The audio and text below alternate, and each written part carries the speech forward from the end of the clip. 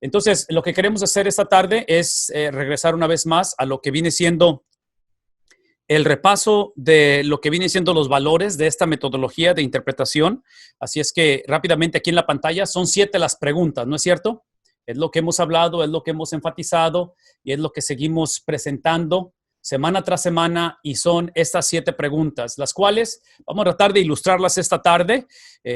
Son 7 preguntas y son básicamente 4 ciclos de lectura. Eso es lo que estamos viendo como la base, como el fundamento de esta metodología que se ha introducido por los últimos, ya son que 2 meses y medio, básicamente lo que hemos estado haciendo esto. Primera de las preguntas, como repaso, y cuando digo repaso, literalmente me gustaría que las escribiéramos, porque una de las maneras de aprender todo esto es la repetición, y en este caso es invitarles a que hagan uso de sus notas, si es que acaso las tienen, y si no, bueno, aquí las están viendo, pero qué es lo que dijo el autor original.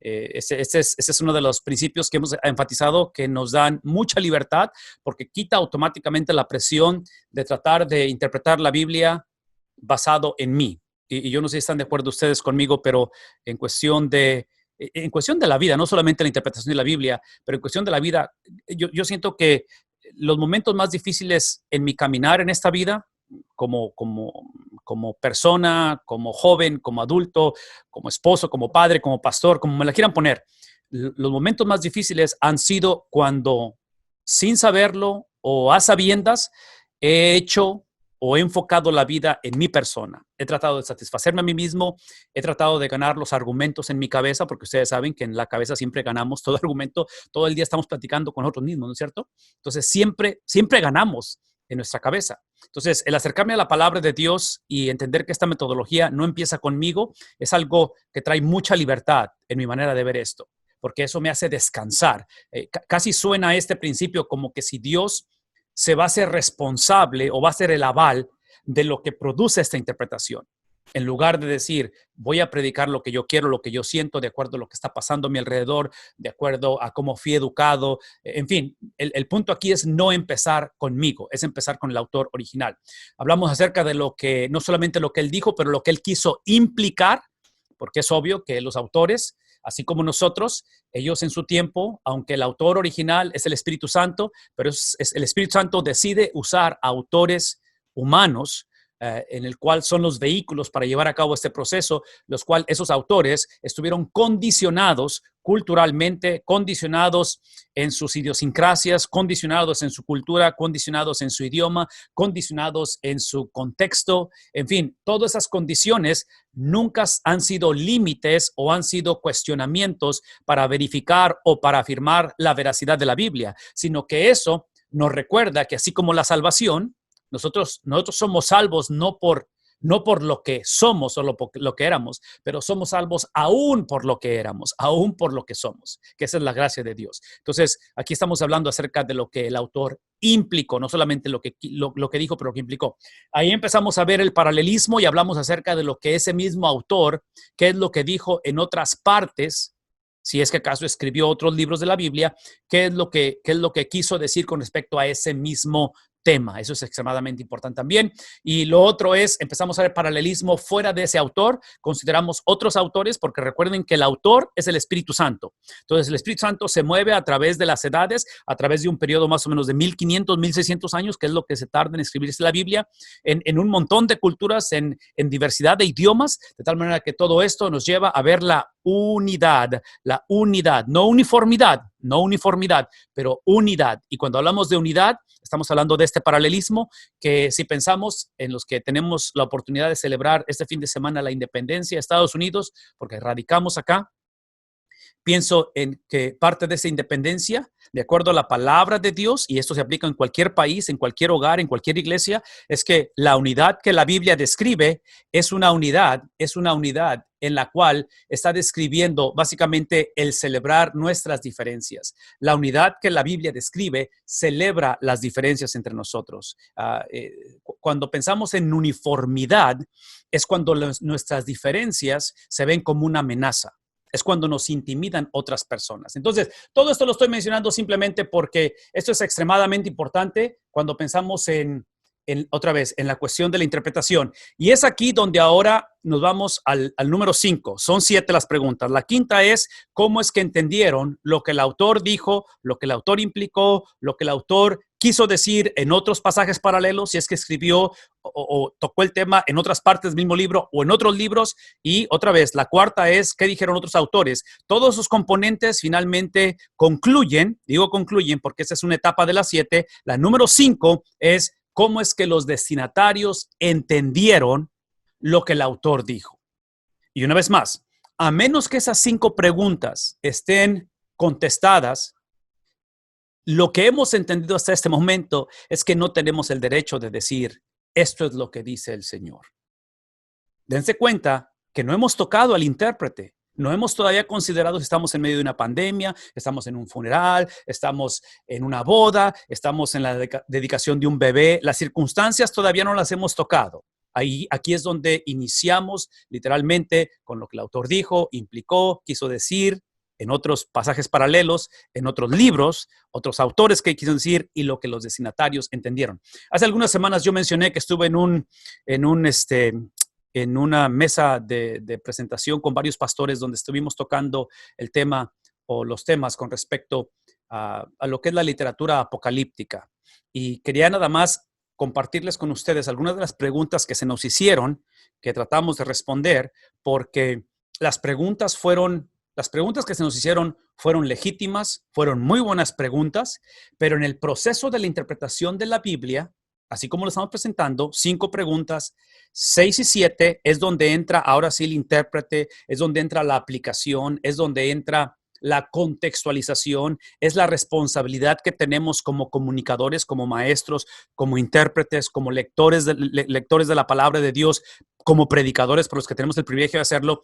Es donde tenemos la responsabilidad, después de contestar estas 5 preguntas, tenemos la responsabilidad de asegurarnos que la información, porque ya para este tiempo ya tenemos la información, ya sabemos lo que la Biblia dice, somos responsables de que esa información no sea percibida, y otra vez escuchen esa palabra, percibida irrelevante.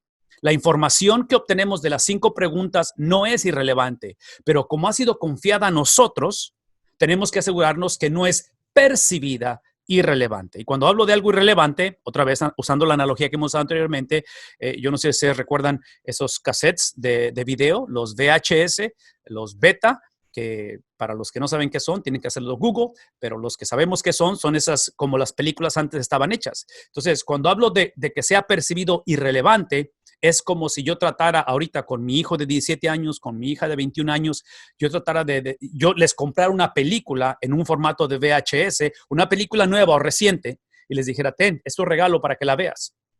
Cuando ellos ven ese cartucho o ese cassette en VHS, y vean que dice el título de la película, van a reconocer el título de la película y a lo mejor la foto que aparezca en la película, en el cassette, pero no van a poder tocarlo, no van a poder ver la película porque en la casa no tenemos ninguna videocasetera.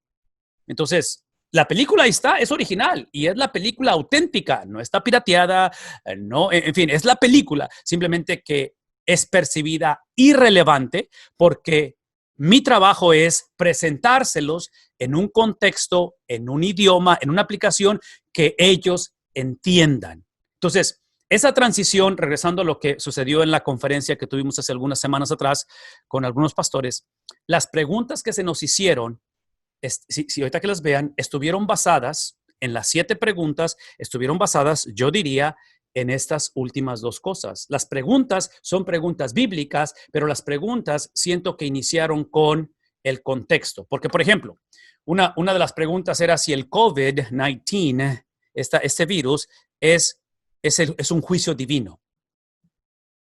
Esa es parte de la pregunta. ¿Pregunta legítima? Definitivamente. Sí lo es. Pero en este caso, lo que me hace pensar a mí primero, si el tema aquí es juicio divino y es una pandemia, en este caso, yo diría, en lugar de pensar en nuestra pandemia, en nuestra condición, yo diría, hay que primero ver qué es lo que dice la Biblia en lo que es el juicio de Dios. No si nosotros sentimos que estamos viviendo el juicio de Dios. Eso es diferente. Y no estoy argumentando que el COVID-19 no sea el juicio de Dios, puede que sea, pero Para responder esa pregunta, no puedo yo iniciar con lo que sentimos, con lo que vivimos, con las complicaciones que está creando, con el sufrimiento que está creando. Yo tengo que ir a la palabra de Dios. ¿Por qué? Porque la autoridad no se encuentra en lo que sentimos, en lo que vemos, en lo que palpamos, en lo que entendemos, en lo que experimentamos. La autoridad se encuentra en lo que el Espíritu Santo reveló, inspiró a los autores originales de la Biblia. Entonces, ahí es donde yo diría que ese es uno de los ejemplos. Estas son las respuestas que yo di, pero las voy a brincar porque ahorita no voy a repetir todo lo que dije. La siguiente pregunta: nunca habíamos vivido en esta generación una situación similar. ¿Qué significa nuestra condición escatológicamente? Otra vez, excelente pregunta. Y es algo que esta pregunta puede automáticamente crear una conversación y podemos dar opiniones y todo eso, pero yo argumentaría, basado en las 7 preguntas que estamos hablando del proceso de interpretación, que cuidemos de que lo que estamos viviendo como generación, aun cuando es algo que nunca hemos vivido a este nivel de complicación global, pandemias ha habido antes, ¿verdad? Pero nosotros como generación nunca la hemos vivido. Hablar acerca de temas escatológicos o del fin del tiempo, ¿sí? Primero tenemos que ir a ver lo que la Biblia dice con respecto a ello. Y aquí es donde tenemos que definir lo que es la escatología bíblica. Y cuando hablamos de escatología bíblica, hemos aprendido, y no sé si tuvieron la oportunidad de ver el video hoy, por eso les recomiendo que vean los videos, porque yo no tengo el tiempo para explicar todo lo que Dr. Bob explica. Simplemente trato de condensar la información. Pero, por ejemplo, esta pregunta que si me la hiciera mi hijo, me la hiciera mi primo, me la hiciera un compañero de trabajo, en fin, quien quiera que la hiciera, lo que se espera del cristiano, lo que se espera de aquellos que tenemos la responsabilidad de interpretar la palabra de Dios, y digo los que la tenemos todos como cristianos. Este no es trabajo del pastor o de aquellos que tienen estudio, es trabajo de todos, es que nosotros somos llamados a conocer, a saber lo que es la perspectiva escatológica a la luz de la Biblia, independientemente de cuál sea la situación que estamos viviendo. Y menciono esto porque entonces, una vez más, para mí la respuesta a esta pregunta no está basada en el hecho de que nunca hemos vivido esto que estamos viviendo. Para mí, no es simplemente que esta es una pregunta basada en que como generación esto es algo nuevo. Sí, para mí la pregunta es, ¿qué dice la Biblia con respecto a la escatología? Y es lo que dice Dr. Bob en el video. No sé si se acuerdan de esto.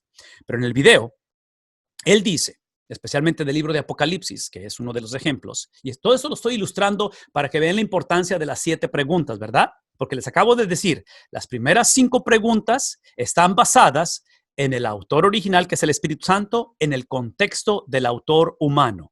Es hasta las 6 y 7 que estas preguntas se contextualizan. Entonces, para responder a una pregunta como esta, yo tengo que conocer la respuesta a las primeras 5 para entonces tener la libertad de decir, ok, basado en lo que la Biblia, o en este caso el libro de Apocalipsis, dice de la escatología, esto es lo que significa en el contexto de nosotros. Y aquí está el punto, el que hace él en el video. Él dice, por ejemplo, que el libro de Apocalipsis, basado en las primeras 5 preguntas, es simplemente Cristo, hablando a través de Juan, es una palabra, el libro de Apocalipsis es una palabra de aliento para la iglesia que está sufriendo en ese momento. Cuando nosotros leemos el libro de Apocalipsis y lo empezamos o ignoramos las 5 preguntas primeras y queremos iniciar con las 2 últimas, que es contextualización, hablando de una pandemia, hablando de cosas que nos suceden, trágicamente lo que hacemos es que vamos a ignorar que el propósito original de Juan al escribir a estas iglesias, al hablar en Apocalipsis a la iglesia que está sufriendo, que está muriendo, que está perseguida, que está siendo perseguida, vamos a tratar de leer Apocalipsis como si fuera un mapa de cómo navegar el fin del tiempo. Lo cual esa no fue la intención del autor original. Ellos no están pensando en cuestión de que sí se va a acabar el mundo. Ellos están pensando en cuestión de cómo navegar una vida extrema de sufrimiento. Entonces, ahí es donde tenemos que cuidar eso. En fin, todo eso es parte de lo que hablamos. Otra de las preguntas fue hablando de lo que está pasando hoy en día, feminismo radical, homosexualidad, aborto, humanismo, en fin. Y la pregunta es si estamos al final del mundo. Otra vez, la Biblia habla acerca del final del mundo, pero yo tengo que, a la luz de las 5 preguntas, conocer lo que la Biblia dice con respecto a esto que está abajo en la pantalla para entonces aplicarlo y dónde entra esto basado en lo que la Biblia dice acerca de esto, no a la inversa. Porque si no, ahí es donde entra toda la confusión y tenemos un montón de cosas que, en fin, de ahí en fuera hay. ¿A qué hace referencia directa Juan cuando dice en Apocalipsis 1:10 estaba en el día del Señor? Bueno, eso tiene que ver con el día domingo, pero ya eso ahorita no lo vamos a tocar. Y creo que hay una más. Se dice que el dispensacionalismo no surge entre los bautistas y tiene su origen en sueños sin incorrecto. Ok, eso tiene que ver otra vez con lo mismo. Es simplemente preguntas que son genuinas, que son necesarias, que necesitamos hablarlas, pero no podemos empezar la conversación con lo que pienso, con lo que siento, cómo es que tenemos que iniciar. E inclusive en el video de hoy, Dr. Bob habla del dispensacionalismo. No sé si se dieron cuenta de ello, que es obviamente una de las doctrinas. La última de ella fue el Señor Jesucristo dijo que vendrían las pestes. Es sano orar para que no vengan. Sí, Jesús anunció eso. Y en fin, ahí es donde entramos otra vez en preguntas, donde en la referencia que están haciendo de Cristo, antes de yo enfocarme en lo que debo de orar o no orar, la autoridad no está en lo que yo oro, en lo que no oro. La autoridad está en lo que Cristo dijo. Pero en este caso tengo que saber lo que Cristo dijo, primeramente basado en las 5 preguntas y después contextualizarlo. Pienso que es suficiente ilustración con lo que estoy hablando. Esta fue mi favorita, que es la última. ¿Cuál debe ser la cosmovisión? ¿Cuál debe ser la perspectiva, el entendimiento de todo cristiano en este tiempo en cuanto a la segunda venida de Cristo? Es una pregunta excelente porque otra vez estamos viendo tiempos extremos, difíciles, pero yo argumentaría una vez más, esta pregunta no debe de iniciar con la cosmovisión del cristiano basado en ese tiempo. Debe de iniciar con lo que la Biblia dice de la segunda venida de Cristo, independientemente quién sea cristiano, no cristiano, o de qué religión sea o no religión. Porque la autoridad no está en que la persona sea cristiana o que la persona no sea cristiana o que la persona crea en la vida después de la vida. ¿Sí me explico? Ahí no está la autoridad. La autoridad está en lo que la Biblia dice a través del Espíritu Santo, usando autores humanos en un contexto específico donde respondemos a 5 preguntas y basado en lo que la Biblia dice de la segunda venida, es que entonces el cristiano forma su cosmovisión basado en eso. Ok, ¿preguntas hasta aquí? ¿Es fácil de entender estas ilustraciones o no? Háblenme, porque solamente quería usarlas para ilustrar el punto de estas 5 preguntas, la importancia de ello. Mándeme. ¿Está claro? Sí, ok, perfecto. Entonces, para mí eso es extremadamente importante y quería que lo dejáramos eso en claro y que pudiéramos ilustrar un poquito acerca de eso. Estos pasajes de Filipenses yo los usé al final en la conferencia simplemente para ilustrar acerca de precisamente la perspectiva del fin del mundo, fin del tiempo que Pablo usa en Filipenses basado en lo que estamos hablando. Esta fue mi frase favorita con respecto a la segunda venida de Cristo, que todos la predicamos con certeza, pero solamente una generación va a experimentar la realidad de ella. ¿Están de acuerdo conmigo? Todos predicamos que Cristo viene en cualquier momento y lo hemos hecho por 2000 años. Cada generación ha predicado que Cristo viene, lo predicamos con certeza. No dudamos que Cristo viene, ¿verdad? Pero, de acuerdo a Mateo 24, de acuerdo a Tesalonicenses 1, hay ciertos requisitos o ciertas manifestaciones o ciertos cumplimientos de cosas que tienen que suceder antes de que Cristo venga. Entonces, todos lo predicamos con certeza, pero solamente una generación es la que va a predicar esto basado en la realidad de su segunda venida. Parte de las preguntas que se hicieron es si somos nosotros esa generación. Y ahí es donde puede haber diferencia de opinión en ese sentido. Simplemente el apóstol Pablo dice, él transformará nuestro cuerpo miserable para que sea como su cuerpo glorioso, mediante el poder con que somete a sí mismo todas las cosas. En fin, eso es parte de lo que estamos ahorita ilustrando. De ahí, ahora sí, hablamos de la contextualización. Esta es la pregunta número 6. Son 7. Todo lo que acabo de mencionar es para ilustrar las primeras 5. La número 6 es cómo se aplica a mi época el mensaje original.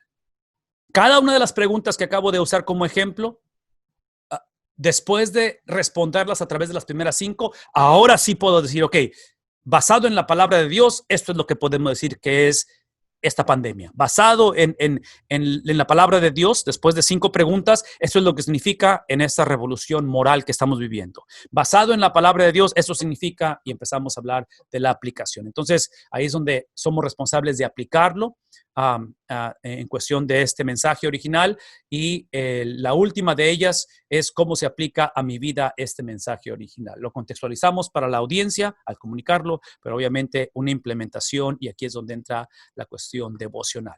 Ahora sí, parte de ello es que hablamos de estas palabras claves que son contexto histórico en la interpretación, contexto literario, hablamos de distintivos gramaticales, hablamos de la selección de palabras que los autores hacen, hablamos del género, otra vez, si es lectura apocalíptica o literatura apocalíptica, si es poesía, si es narrativa histórica, o sea, se interpreta de una manera diferente.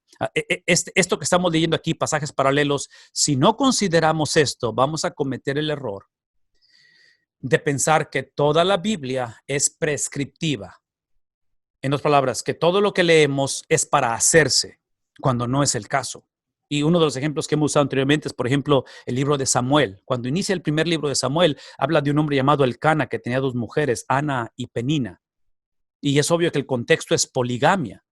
Entonces la pregunta es, si la Biblia dice que esta familia practicaban la poligamia, la multiplicidad de esposas, ¿es un principio universal? O sea, ¿es algo que Dios aprueba? ¿O es simplemente una narrativa histórica? Es simplemente la Biblia nos está diciendo lo que sucedió, no lo que debe de suceder. ¿Cómo saber la diferencia? Mucho tiene que ver con esto que estamos hablando ahorita. Ok, nos movemos entonces, y aquí es donde hablamos acerca de lo que es la aplicación. En otras palabras, ya contestamos o ya trabajamos en las primeras 5 preguntas. Estamos en pregunta número 5 y número 6 en cuestión de esta aplicación. Y para responder a ello, estas son frases que encuentran en sus notas y están ahí en sus notas. Y cuando digo notas, déjenme decirles exactamente dónde estamos. Estamos en la página, si acaso tienen sus notas, que espero que las tengan. 39. Estamos en la 39, exactamente, página 39, que es la 5ª y la 6ª de las preguntas interpretativas. Ok, rápidamente. Esta perspectiva ha sido, para mí, dice Dr. Bob, la más útil en lo personal, como alguien que ama y confía, hablando de su persona, que él ama y confía en la Biblia y la describe como la palabra de Dios. Está hablando de la perspectiva de cómo llevar a cabo esta aplicación. Y parte de lo que está diciendo es esto. Algunos factores que afectan la aplicación. Aquí están algunas cosas que afectan la manera en que aplicamos la Biblia. Y menciona a él varias cosas. No se alcanzan a leer esto, pero espero que tengan sus notas ahí. Pero es básicamente la necesidad personal. Otra vez, las preguntas que les leí hace un momento que sucedieron en esa conferencia, es obvio que están basadas en la necesidad personal. ¿Verdad? O sea, tenemos una necesidad. Es tangible, es real. Y mucha de esta necesidad es una necesidad que no sabemos qué hacer con ella, o que nos recuerda que estamos perdiendo control de la situación, o que nos intimida, o que muchas veces está causando terror en medio de nosotros. Ok, es tangible, es real, pero una vez más, la aplicación de la palabra de Dios no puede estar basada en la necesidad que tiene el individuo. La aplicación está basada en lo que la Biblia dice. Ahora, esto es importantísimo, importantísimo, importantísimo. Aquí es donde quiero que me pongan mucha atención. ¿Tenemos la libertad de contextualizar el mensaje de la Biblia? Sí lo tenemos. Pero esa libertad es una libertad que está condicionada o que es proporcionada por las 5 preguntas con las que iniciamos. Porque ustedes y yo sabemos que estructura produce libertad. Una vez más, estructura produce libertad. Y me refiero, por ejemplo, en algo tan simple como las leyes viales, las leyes de tránsito, cómo manejamos. La libertad que yo tengo o que siento cuando mis hijos salen de la casa en sus carros es porque tengo la confianza de que como comunidad seguimos las leyes de tránsito. Es obvio que las tragedias de los accidentes típicamente es porque una ley fue violada, típicamente. Pero a donde voy con esto es que esa estructura de decir hay un límite de velocidad, hay un alto, hay un semáforo o lo que sea. Esas leyes establecidas es lo que nos da la libertad. Entonces, traduzcan esto en la lectura de la Biblia, en la aplicación de la Biblia, en la implementación de la Biblia, en la contextualización de la Biblia. Que como comunicadores, como predicadores, como ama de casa, como padre de familia, como joven soltero, que estoy tratando de encontrar respuestas a las preguntas como las que se nos hicieron, o cualquiera que tengamos en nuestra vida, la libertad que tengo de contextualizar la Biblia este domingo cuando predique Dios mediante como pastor está basada en los parámetros establecidos bajo las primeras 5 preguntas. ¿Por qué esto es importante? Y aquí es donde voy con esto. Porque recuerden, las preguntas son: ¿qué dijo el autor? ¿Qué implicó el autor? ¿Qué dijo el mismo autor del mismo tema en otras partes de la Biblia o del libro que estamos estudiando? ¿Qué dijeron otros autores de ese tema para ver pasajes paralelos con respecto al mismo tema? Porque la Biblia no se contradice. Y el quinto, escuchen esto, la quinta pregunta es: ¿qué entendieron o cómo aplicaron los destinatarios, las gentes que recibieron? Porque acuérdense que estos libros fueron escritos con una audiencia en mente, y esa audiencia no éramos nosotros. Una vez más, los autores originales de la Biblia escribieron bajo la inspiración del Espíritu Santo con una audiencia en mente. Y esa audiencia no éramos nosotros. Se aplica a nosotros porque es un libro divino. Se aplica a nosotros porque es la palabra de Dios. No es la palabra de esos autores. Ellos están involucrados y son los vehículos para traerla a nosotros, pero creemos que la Biblia es palabra de Dios. Entonces, el punto es este, que para nosotros llegar a este punto en el cual estamos procesando los factores que afectan la aplicación, esa palabra afectan que está poniendo Dr. Bob en las notas, hasta cierta manera es negativa, no es tanto positiva, porque la palabra afectan está hablando de alterar la posibilidad de que la aplicación que estemos llevando a la palabra de Dios en un momento dado no tenga nada que ver con lo que el autor original dijo. Entonces, por eso es que parte de lo que necesitamos aprender a hacer es la contextualización del mensaje que estamos tratando de ver. Y aquí es donde la urgencia viene a no construir doctrinas, a no construir o a no hacer afirmaciones o a no construir inclusive sermones simplemente de versículos de la Biblia. Para yo predicar un versículo de la Biblia, tengo que predicarlo en el contexto de un párrafo, en el contexto de una unidad literaria, a menos que yo sepa cuál es el punto de esa unidad literaria, que pueden ser 2 capítulos, 1 capítulo, 3, no sé, puede variar. Y mucho de esto va a depender otra vez qué tipo de literatura es. Si es los evangelios, si es un libro histórico narrativo como el libro de los Hechos, si es Apocalipsis, si es un libro poético, en fin, ¿sí me explico? O sea, dependiendo de la literatura es que podemos sacar esas unidades literarias, la idea central, y basada en esa idea central es que filtramos cada versículo, porque si ignoramos esto que estoy mencionando, trágicamente vamos a extraer un versículo, vamos a hacer una afirmación que potencialmente no tuvo nada que ver con lo que el autor original dijo, inspirado por el Espíritu Santo, y entonces empezamos a predicar, y escuchen lo que estoy por decir, empezamos a predicar un evangelio basado en los imperativos, en la modificación de conducta, basado en que simplemente la persona o el individuo o la iglesia o la generación sea una generación moralista.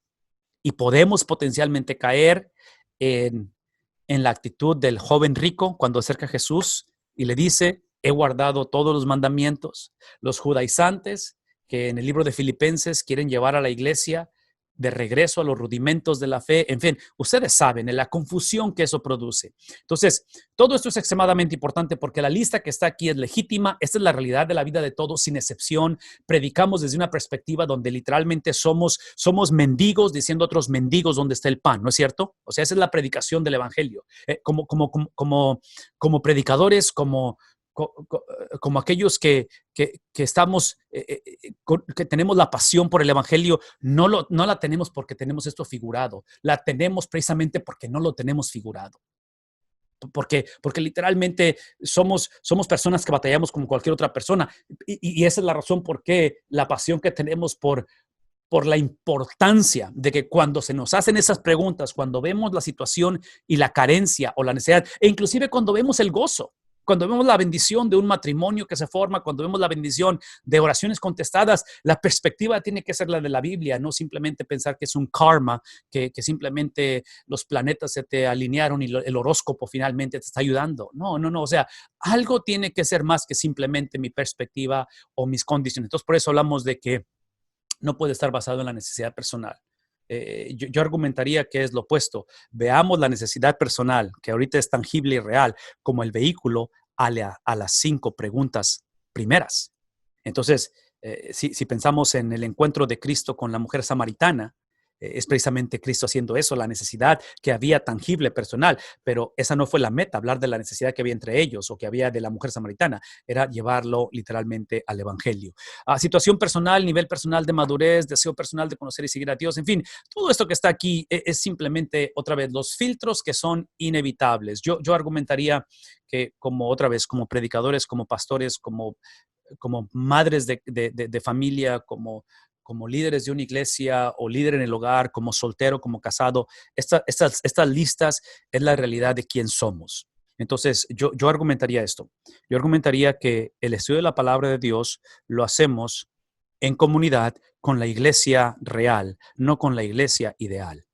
Y hago una distinción entre real e ideal, porque, por ejemplo, el evangelio de la prosperidad, que no es el evangelio de Jesucristo, que es una distorsión del evangelio, trágicamente predican un evangelio que supuestamente esto tiene que estar alineado o tiene que estar cambiado basado en la fe que tienes, donde pones a Dios como quien dice, como que si Dios te debe a ti, porque estás leyendo su palabra, pero la realidad es que los escritores de la Biblia escribieron, sirvieron, murieron, siendo fieles al Señor en medio de condiciones deplorables. Y no estoy diciendo que la norma o entre más sirves, más vas a sufrir. Todo lo que estoy diciendo es que la inspiración de la palabra de Dios, la autoridad de la palabra de Dios, tenemos el privilegio de ser administradores de ese mensaje, no para prometer que esto va a cambiar, pero para entender que en momentos cuando esto es tangible, real y parece ser irreversible, es el vehículo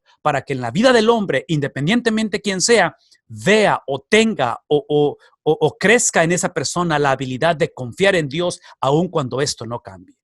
Aun cuando la situación va de mal en peor, aun cuando la confusión o tal vez los problemas emocionales o los problemas tal vez mentales, tal vez la depresión, en fin, lo que sea, ¿sí? Lo que hace la autoridad de la palabra de Dios, la inspiración, es que cambia el corazón del hombre aun cuando esto no cambie, aun cuando la situación es difícil y es complicada. ¿De acuerdo?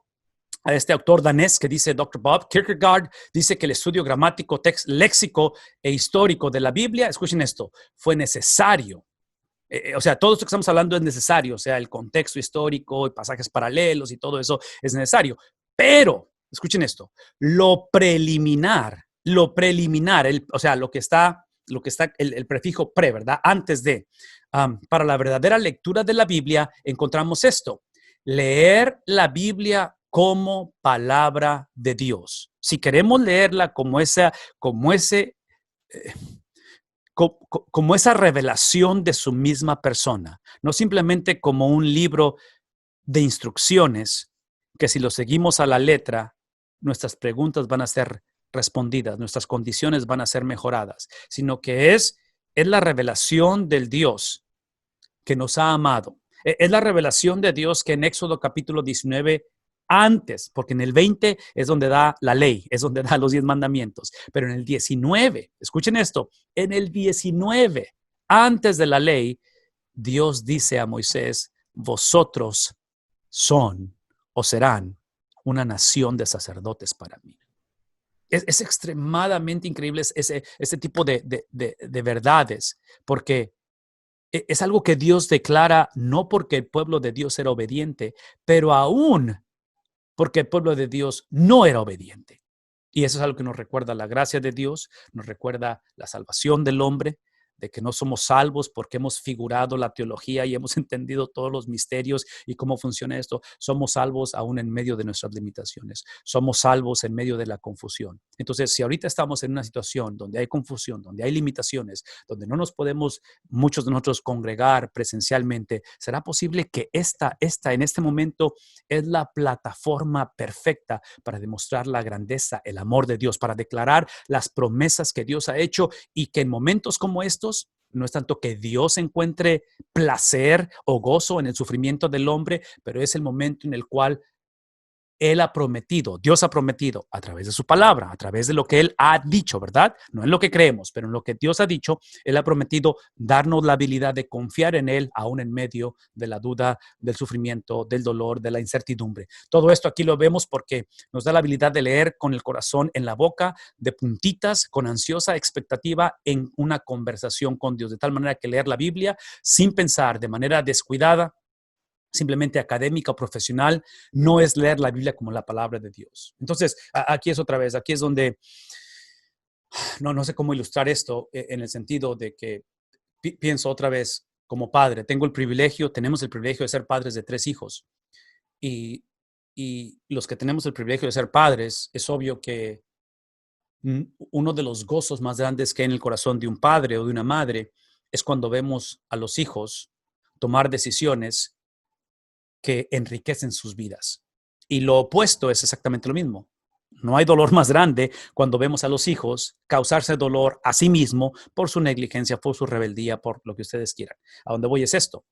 Como padre me encanta ver a mis hijos que sean obedientes, pero la obediencia de mis hijos, lo cual hasta cierta manera en el hogar no es negociable, ¿verdad? O sea, hoy en día la rebeldía de los hijos hasta cierto punto sucede porque los padres lo permitimos, pero esa es otra conversación para otro día. El punto aquí es la obediencia. La obediencia de mis hijos no los hacen mis hijos.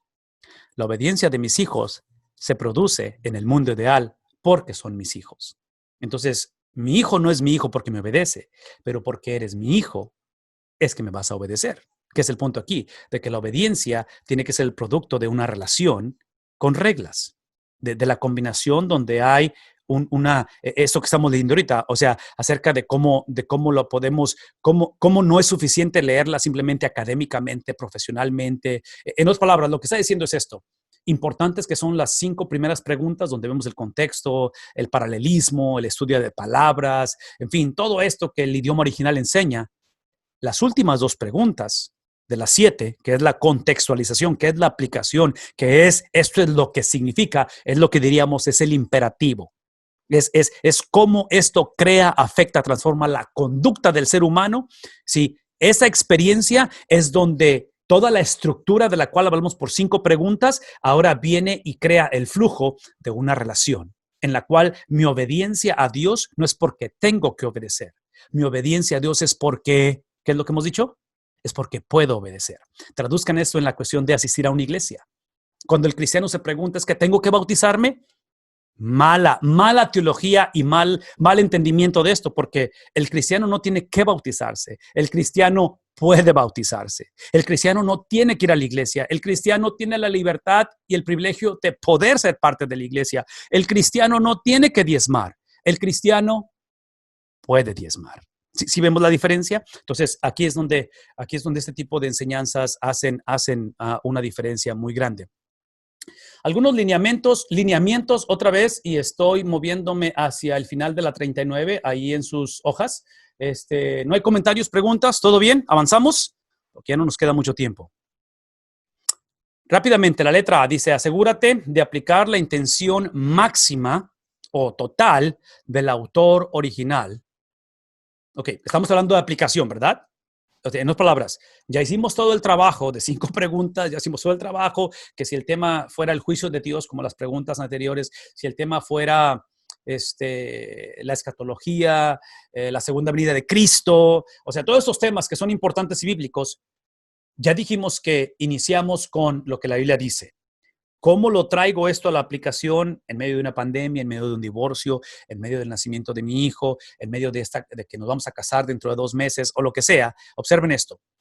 Al momento de aplicarlo, tienes que aplicar todo lo que el autor dijo a través de las 5 preguntas. Porque el poder indagar y conocer lo que el autor dijo, no solo es un privilegio, el que se nos confíe la autoridad divina del Espíritu Santo a través de un escritor humano. Es un privilegio, pero es una responsabilidad. Entonces, el predicar la palabra de Dios es obvio que es una responsabilidad. El enseñar a mis hijos la palabra de Dios, el instruir a alguien más, el discipular a alguien más. Entonces, al momento de aplicarlo, dice aquí Dr. Bob, tenemos que aplicar la intención total que se descubrió a través de las 5 preguntas, de lo que el autor original dijo, cómo se expresa en el contexto bíblico. Y otra vez regresamos a que es a nivel de párrafo, unidad literaria y a través de todo el libro. No solo los detalles. Otra vez. Y Dr. Bob, su rostro le cambia y su color se pone rojo en su piel cuando él habla de esto, porque si no tenemos cuidado, esto es lo que podemos hacer. Y hasta cierta manera todos lo hacemos. Algunos lo hacemos como Chespirito, sin querer queriendo.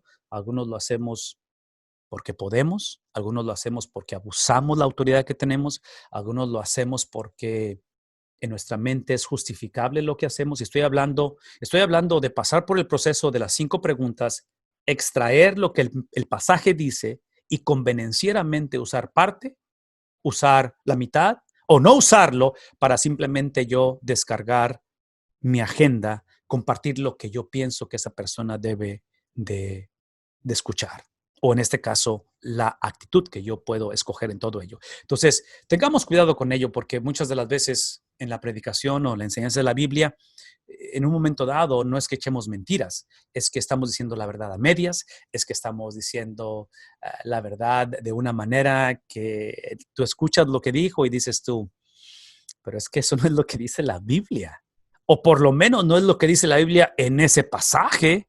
O sea, estás diciendo un principio bíblico, pero no es el que se encuentra en ese pasaje porque ignoramos la idea central del párrafo, la idea central de la unidad literaria y eventualmente, una vez más, el punto por el cual ese libro de la Biblia fue escrito basado en la condición de los destinatarios, de la audiencia, en la condición que el autor estaba viviendo. En fin, todo esto lo ilustra diciendo ten cuidado de darle importancia a algo arbitrariamente, una vez más.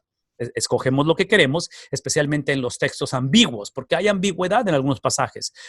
Usa solo pasajes claros. Seamos intencionales, tengamos la intencionalidad de hablar, en otras palabras, parte de este proceso de las 5 preguntas que para mí es fundamental, es precisamente que cuando nos topamos con pasajes ambiguos, en sí existen en la Biblia, hay pasajes, otra vez, y si no ustedes recordarán lo que hablamos, pero hablar de cómo el mundo fue creado y cómo la vida va a terminar o cómo el mundo termina, hablando de la escatología, es obvio que la Biblia, los autores, el Espíritu Santo no nos da los detalles que nosotros queremos, porque lo dije hace un momento, el libro de Apocalipsis no es un mapa para descubrir cómo va a acabar la vida o cómo va a acabar el mundo o cuándo regresa Cristo. Así es como nosotros convenencieramente lo leemos, ¿verdad? Pero el libro de Apocalipsis es un libro que fue escrito a una generación de parte de un autor en una cultura donde el sufrimiento es extremo.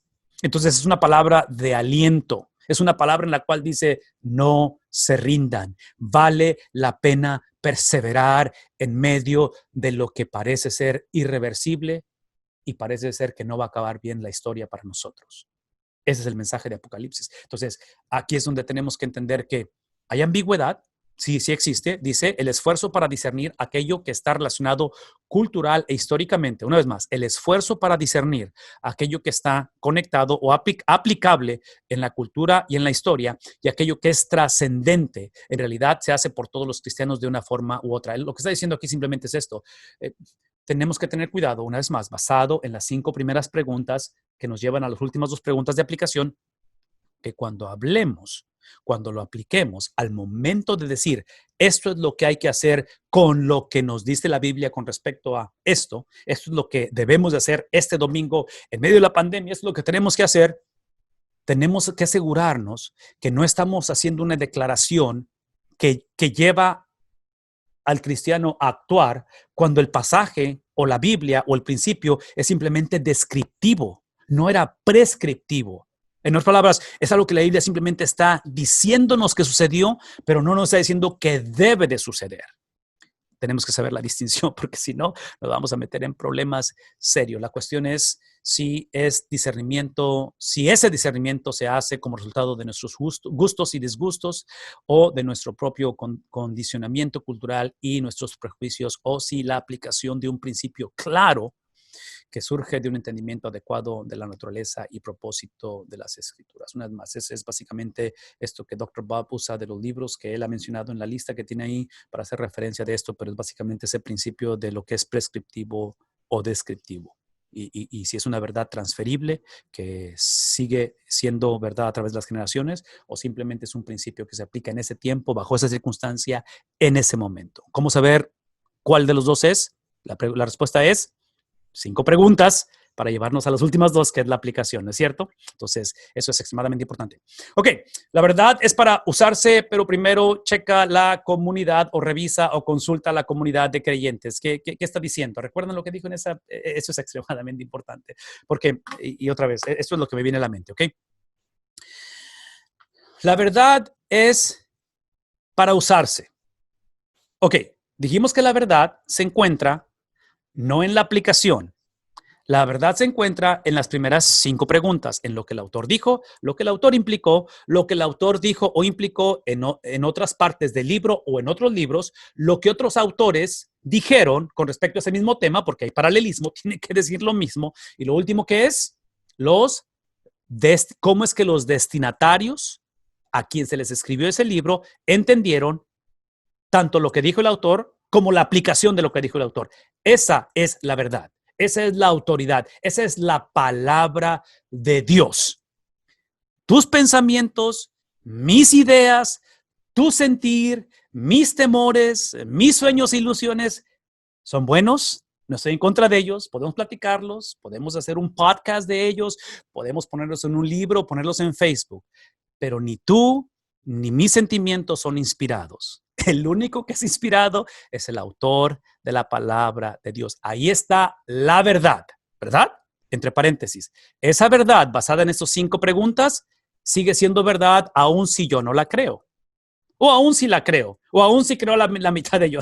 Eso no altera absolutamente nada. Es como la soberanía de Dios. La soberanía de Dios existe y va a existir independientemente si creemos que hay un Dios o que hay un Dios soberano o que si le importamos. Eso es irrelevante. Bueno, no es irrelevante. Sí es importante. Pero el punto aquí es simplemente esto. Simplemente es que la verdad que está aquí en la pantalla, la verdad, basada en 5 preguntas, es para, ¿qué cosa? Es para las últimas 2 preguntas. Porque las últimas 2 preguntas es cómo lo usamos. En otras palabras, las últimas 2 preguntas es básicamente la aplicación de ello. Pero conforme descubrimos lo que la palabra, la verdad es, que entre paréntesis, ok, tengo que hacer este comercial. Ya me queda un poco de tiempo, pero como quiera lo voy a hacer, porque es importante.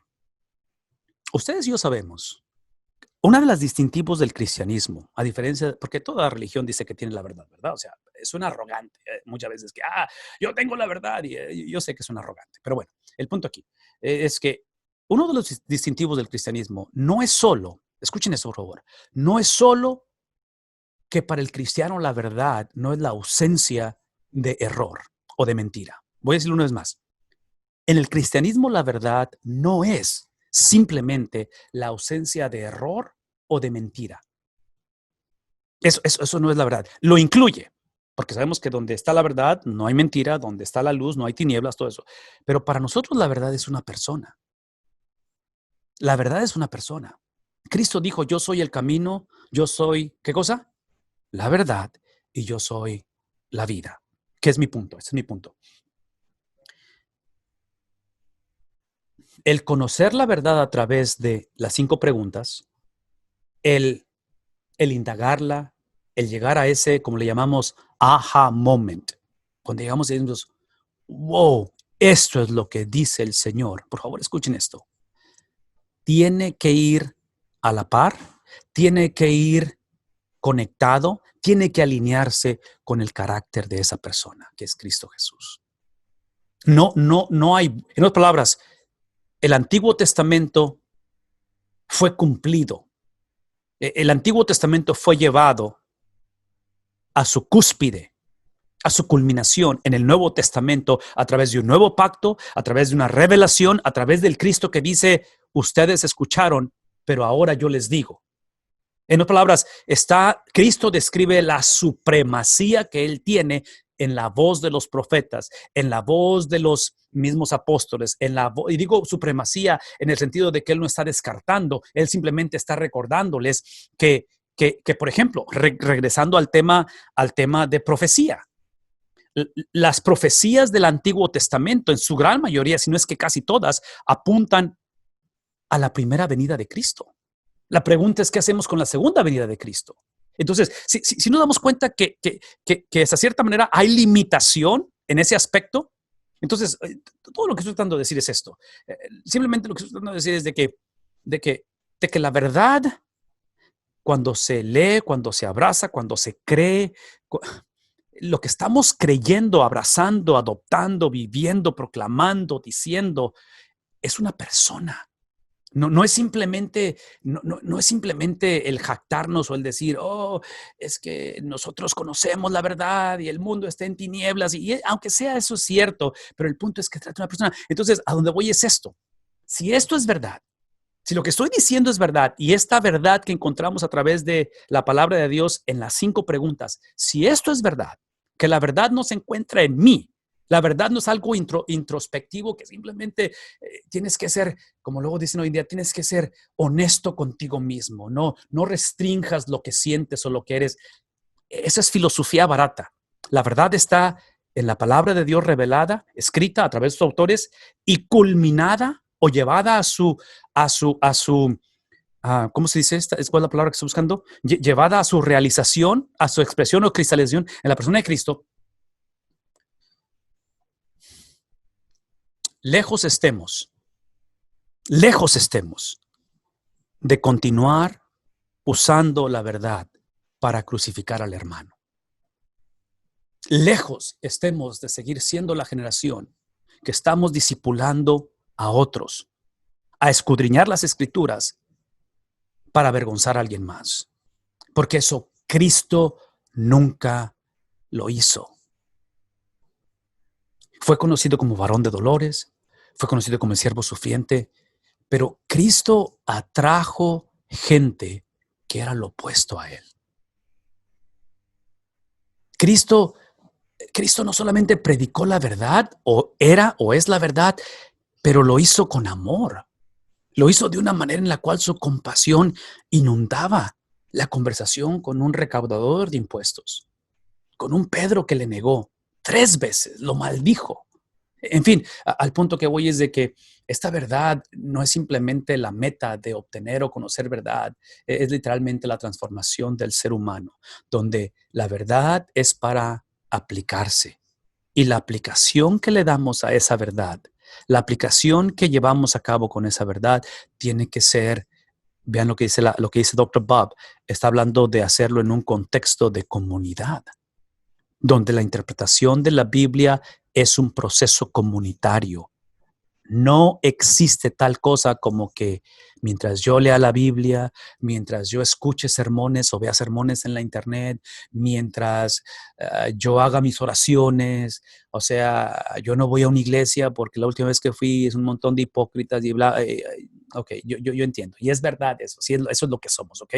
Pero todos lo somos, es que únanse al club. Aquí el punto simplemente es que esta experiencia de interpretación de la Biblia, esa experiencia de conocer a la verdad, que es Cristo Jesús, esa experiencia de aplicar la verdad, eso es en el contexto de comunidad. Y el punto aquí es el checar o el ser aprendiz con respecto a la comunidad de creyentes, es porque tenemos una larga historia que no toda es muy buena en el cristianismo, pero obviamente Cristo se ha revelado a través de la historia. Seamos personas que entre más conocemos, más desarrollamos la pasión por aprender. Entre más descubrimos, entre más creamos estos hábitos de interpretación de la Biblia, más crecemos en compasión por aquellos que no conocen de la palabra de Dios. Entre más profundizamos nuestro estudio y más nos comprometemos en obtener estas herramientas para analizar o para estudiar la palabra de Dios, más se vea en nosotros el carácter de Cristo. la compasión de Cristo, el sentir de Cristo, el hablar de Cristo, porque Él es precisamente esa verdad. Concluyo con esto. La aplicación de un pasaje bíblico jamás debe afrentar a otro pasaje bíblico. Otra vez, no puede haber, no se contradice la Biblia entre sí. Los creyentes no tienen el derecho de escoger algunos textos e ignorar a otros, a expensas de otros. Sin embargo, el Nuevo Testamento, una vez más, tiene preeminencia sobre el Antiguo Testamento. No es que el Antiguo Testamento sea irrelevante, no es que el Antiguo Testamento haya perdido veracidad o que sea, ¿cuál es la palabra? ¿Obsoleto se dice? Creo que sí, obsoleto, no estoy seguro. Pero el punto es esto, es que el Antiguo Testamento, su cumplimiento está en el Nuevo Testamento. No podemos interpretar el Nuevo a través del Antiguo, es a la inversa. Interpretamos el Antiguo a través del Nuevo. Y es obvio que cuando digo el Nuevo, estoy hablando de la revelación suprema que es Cristo Jesús. Es por eso que he estado hablando todo esto que he estado diciendo. Entonces, la verdad de los evangelios tiene prioridad sobre aspectos culturales como la esclavitud, por ejemplo. O sea, en fin, hay un montón de cosas que podemos dar como ejemplo con respecto a ello. Cuando hacemos la pregunta de la esclavitud y cómo es que la Biblia en los evangelios o el Nuevo Testamento no condena la esclavitud, tenemos que considerar la cuestión cultural y por qué es el caso.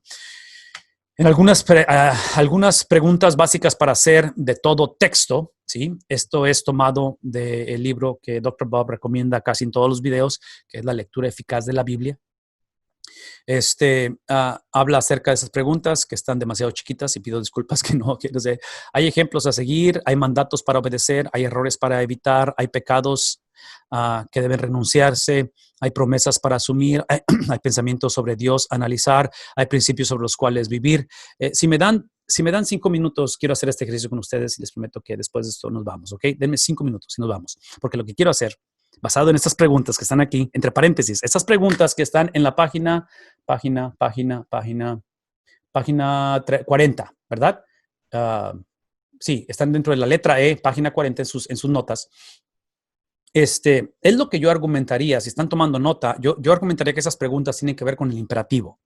Tienen que ver con, ok, ya descubrí 5 preguntas, ya descubrí lo que la Biblia dice, ya descubrí la verdad, se alinea con el carácter de Cristo, es el cumplimiento de esta verdad, ok, todo eso lo descubrí. Ahora que lo voy a aplicar, ahora que lo voy a contextualizar en la relación matrimonial, en mis finanzas, en medio de la pandemia, en medio de un sermón, lo que sea, cuando hago eso, estas preguntas me van a ayudar a lidiar en cómo llevar a cabo la aplicación. Cómo decirme a mí mismo y a mi hogar, a mi iglesia y decir, ok, esto es lo que significa y esto es lo que hay que hacer en momentos que cualquiera que sea. Extremadamente importante, ¿verdad? Es lo que estamos diciendo. Pero es obvio que esos imperativos, esa conducta que está basado en esas preguntas, lo que hay que hacer con todo lo que hemos aprendido, eso es lo que hay que hacer con ello, imperativos, conducta, 2 cosas. Número 1 es que es la conducta de ¿quién? De la verdad, de Cristo. Por eso es que Cristo es el cumplimiento de ello. Entonces, la conducta del ser humano no está dejada a la deriva de que figuremos a ver qué hacer en medio de un hogar que está dividido, en medio de una... No. Veamos qué es lo que hizo Cristo en momentos como esos y digamos, eso es lo que tenemos que hacer. Número 1. Número 2, para nosotros ejercer los imperativos de Cristo, o sea, para nosotros ejercer el estilo de vida de Cristo, esto es sumamente importante.